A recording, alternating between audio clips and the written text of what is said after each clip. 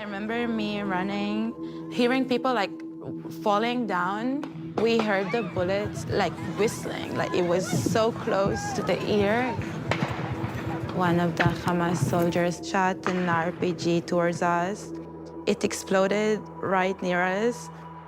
And I remember like hearing the explosion and not really understanding if I'm alive or if I'm dead.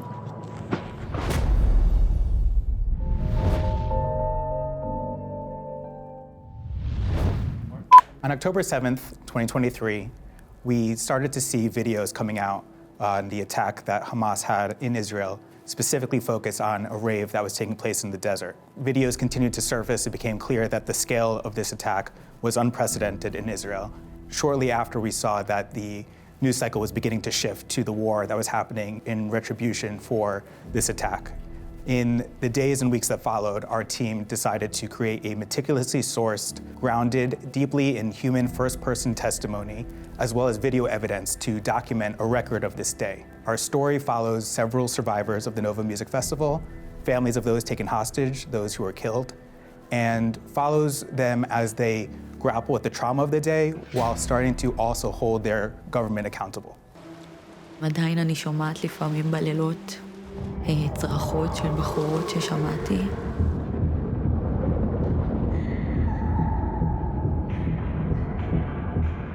אולי התמונות והזיכרונות לאט לאט ייעלמו, אבל הריח ומה ששמעתי זה תמיד כאן.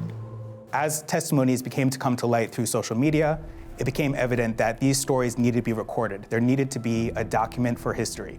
And we attempted to create context around what exactly was taking place. I think it's easy when you look at a conflict to become numb. It's so difficult to pay attention to the individual stories, to remember people's names, to know what they go through. And we lose our own humanity when we don't pay attention to the humanity of those suffering. It's just very easy to reduce them to that act of horror. In all the work that we do, giving a depth to the story and giving people who do decide to watch it a true understanding of an event like that is just paramount. People may not be ready to see and watch it, but we want it to stand the test of time, and we think it will, so that at whatever point people are ready, they'll engage. I told everyone to take bodies and to throw them on top of them. My husband made room for me to lay on the ground.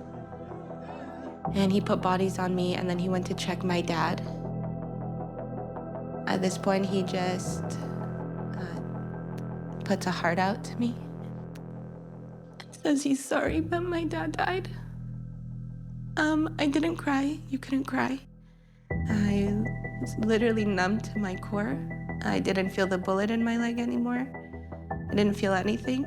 We hope what the takeaway would be is to recognize the humanity in those at the center of this conflict. I am incredibly humbled and grateful to be receiving the Peabody Award. What I hope that this does is not only draw attention to this specific conflict, to this war, but also to the need for supporting journalists to tell these essential stories, covering this conflict from every corner on the ground without any limitation. There's a whole new generation of people who want to be our next storytellers, and supporting them and kind of validating them is key.